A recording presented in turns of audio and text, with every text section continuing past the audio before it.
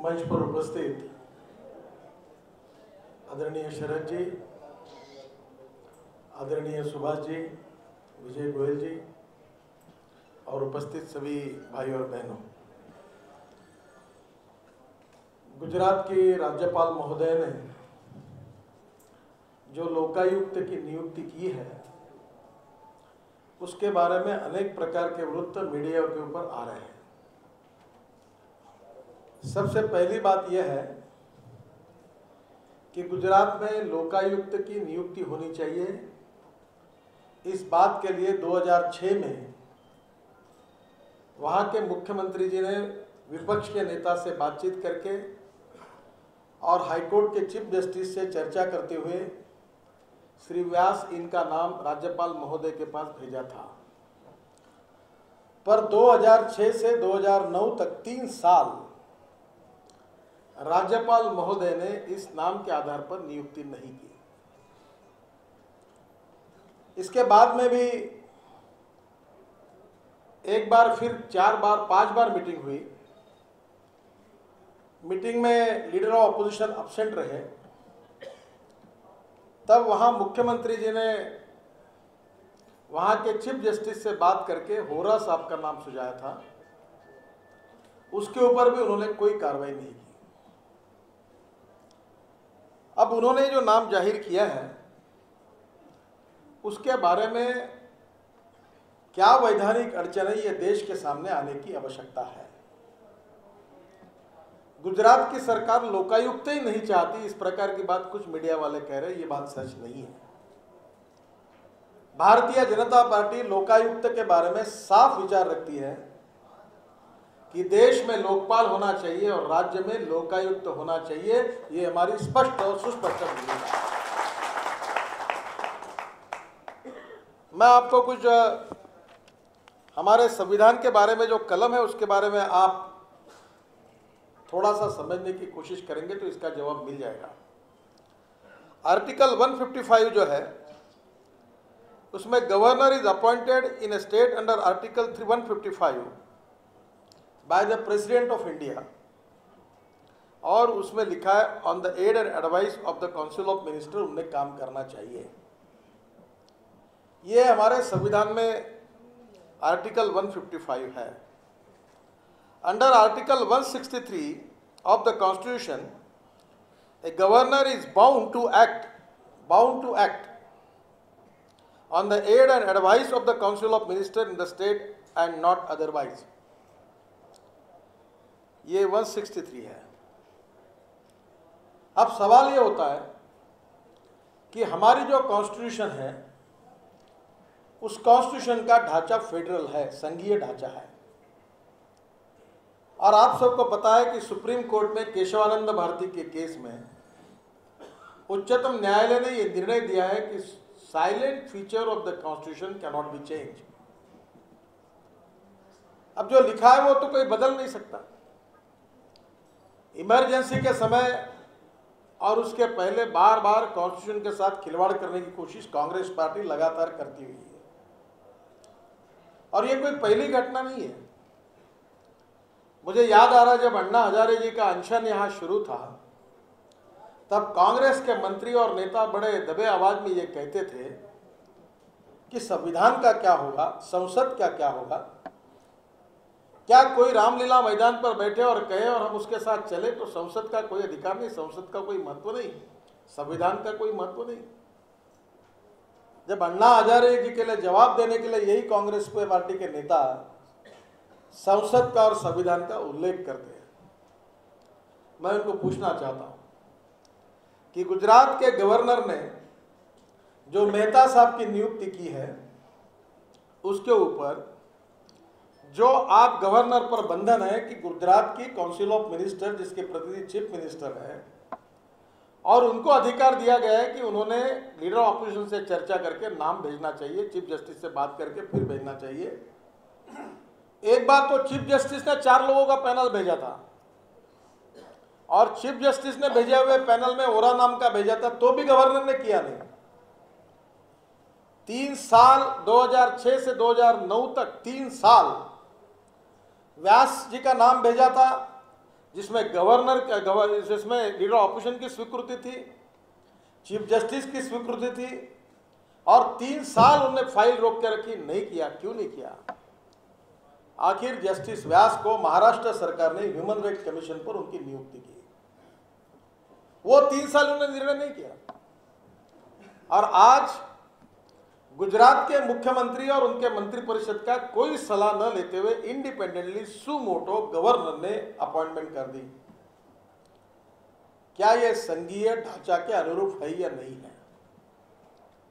हमारे federal system में हमने ये कहा है कि एक तरफ राज्य सरकार के भी अधिकार है, केंद्र सरकार के अधिकार है, पर यह सरकार बार बार ये कोशिश कर रही है।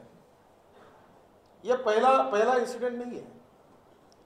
जहां जहां अपोजिशन पार्टी की सरकार है, जहां कांग्रेस पार्टी पराजित हुई है, कभी न्याय व्यवस्था का, कभी राज्यपाल इंस्टीट्यूशन का मिसयूज कैसे करना, यह कांग्रेस पार्टी जानती है। कर्नाटक में हमारा बहुमत था और संविधान में यह कहा है कि जब बहुमत सिद्ध होगा फ्लोर पर, हाउस में, ये मालूम होते हुए भी गवर्नर साहब ने गृह मंत्री जी को बर्खास्त करने का प्रस्ताव भेज दिया। एक तो बहुत बड़ी बात है, आप मेरे मीडिया के बंधुओं को मेरी प्रार्थना है कि देश में राज्य के विधानसभा ने कितने बिल कानून पास किए हैं और कितने सालों से अनुमति के लिए वो गवर्नर के पास पेंडिंग है, जरा इसका हिसाब लगाइए। एक एक साल, 2-2 साल जो राज्य सरकार वहां के स्टेट के लोगों ने चुनकर दिए, जिनको कानून बनाने का अधिकार है, और उन्होंने कानून बनाने के बाद वो बिल केवल मान्यता के लिए राज्यपाल के पास भेजा है, उसको एक 2-2 साल मंजूरी नहीं देना। क्या ये लोकतंत्र में किस प्रकार का काम चल रहा है? गवर्नर एज ए इंस्टीट्यूशन, इसका एक महत्व है। ये कोई सत्तारूढ़ पार्टी का कार्यालय नहीं है, पर लगातार कांग्रेस पार्टी की ओर से गवर्नर द इंस्टीट्यूशन रहे, सभी पर जहां अपोजिशन पार्टी की सरकारें, लगातार यही शुरू है। केवल अपोजिशन पार्टी के सरकार के प्रति रवैया ऐसा नहीं है। रामदेव बाबा जिस दिन तक रामलीला मंदिर मैदान पर आंदोलन नहीं कर रहे थे, तब तक उनका कारोबार ठीक था।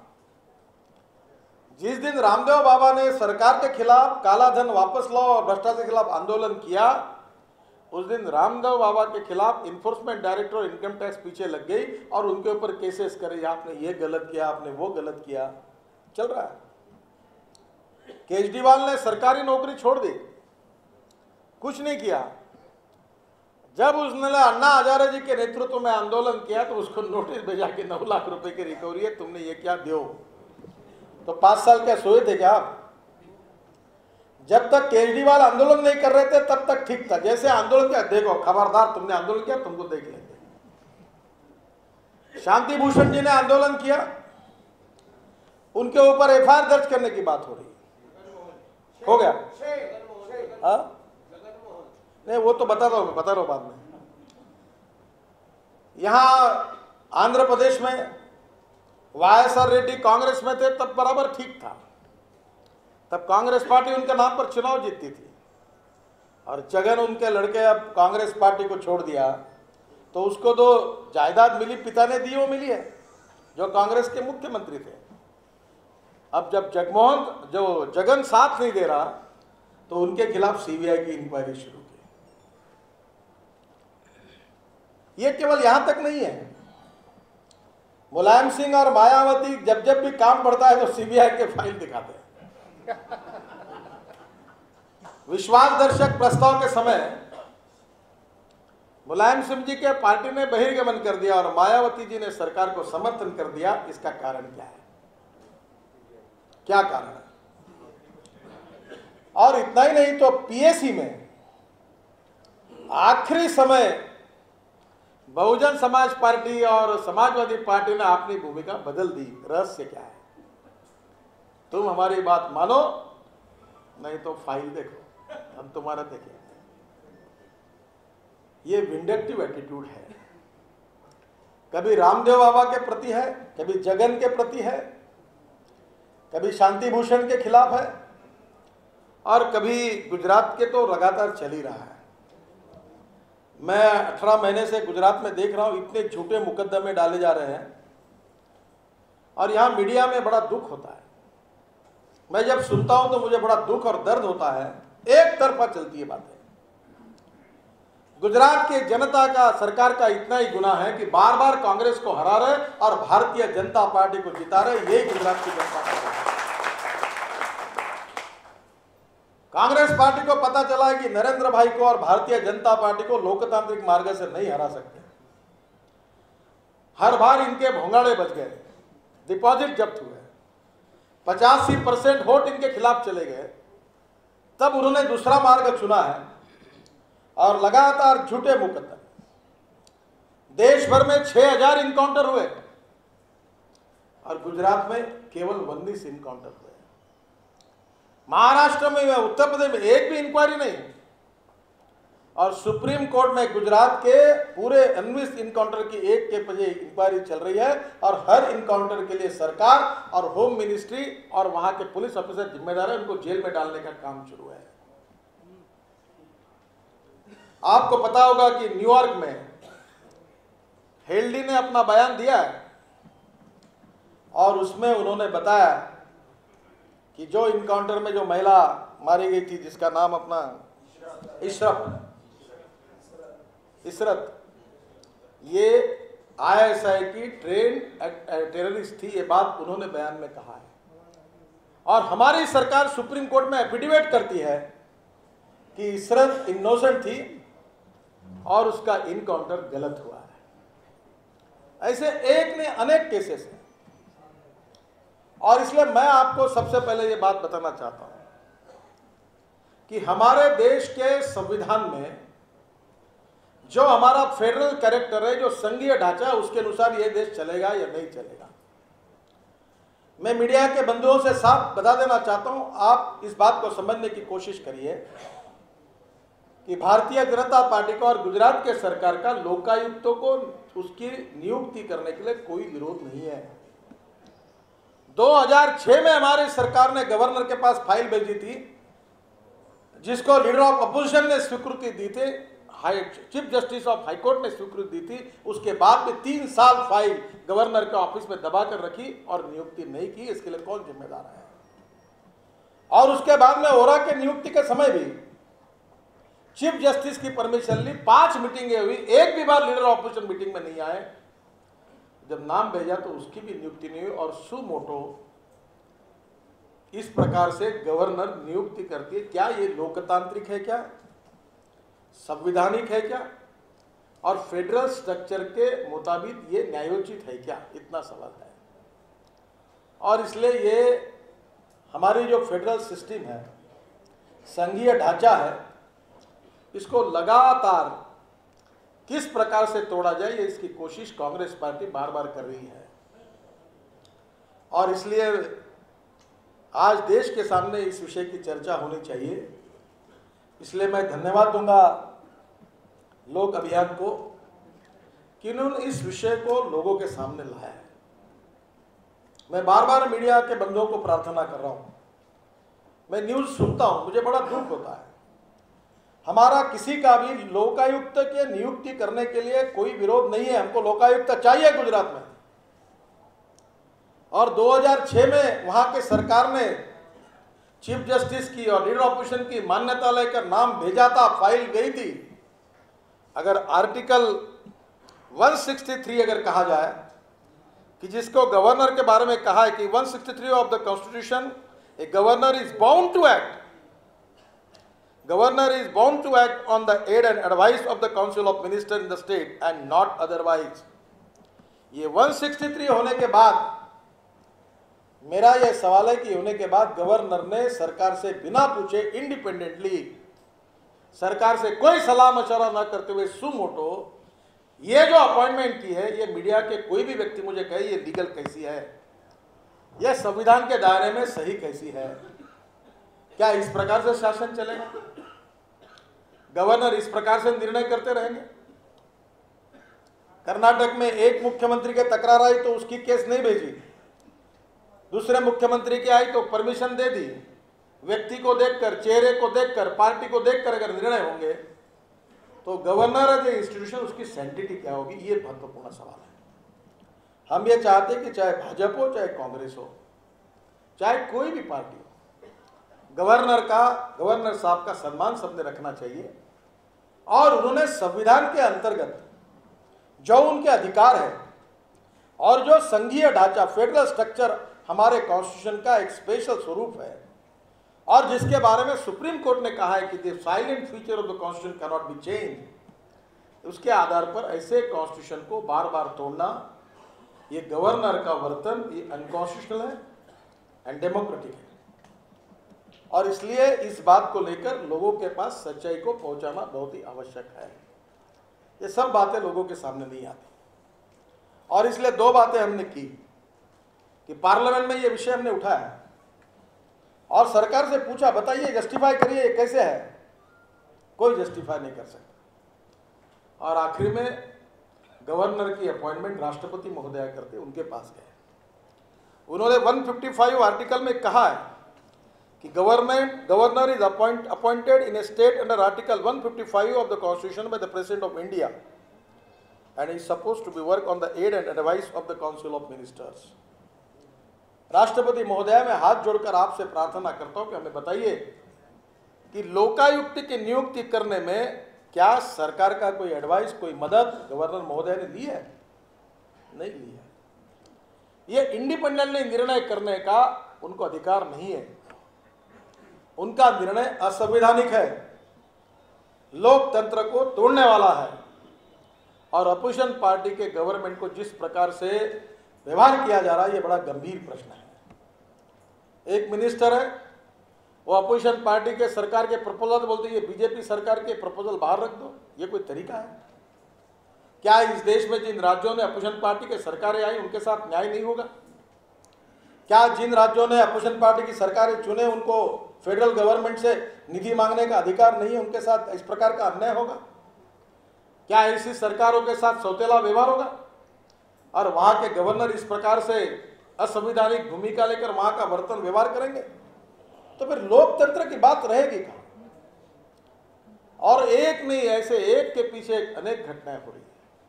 ये सीबीआई तो कांग्रेस ब्यूरो ऑफ इन्वेस्टिगेशन है। जो कुछ चल रहा है देश में वो ठीक नहीं है और इसलिए आज की स्थिति में लोकतंत्र को बचाना, संविधान को बचाना, फेडरल सिस्टम संघीय ढांचे को बचाना और लोकतांत्रिक और असंवैधानिक कृतियों को जनता के सामने लाना और उसकी सच्चाई लोगों को बताना और उसके लिए संघर्ष करना, ये लोकतांत्रिक कर्तव्य है। और इसलिए मैं आपसे अपील करता हूं कि इस विषय के बारे में ये गंभीर प्रश्न है।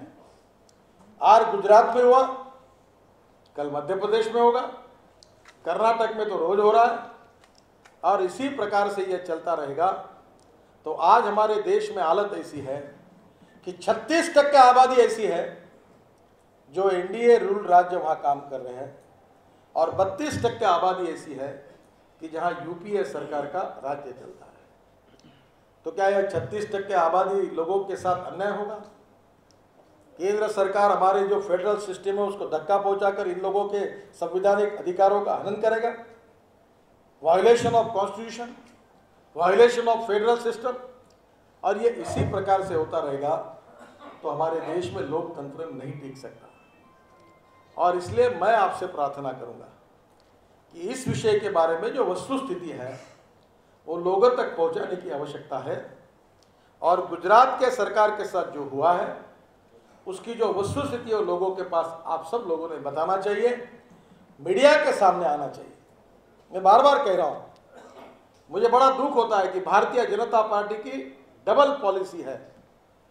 लोकायुक्त नियुक्त करना चाहिए मांग करते हैं और गुजरात में लोकायुक्त नियुक्ति का विरोध करते हैं।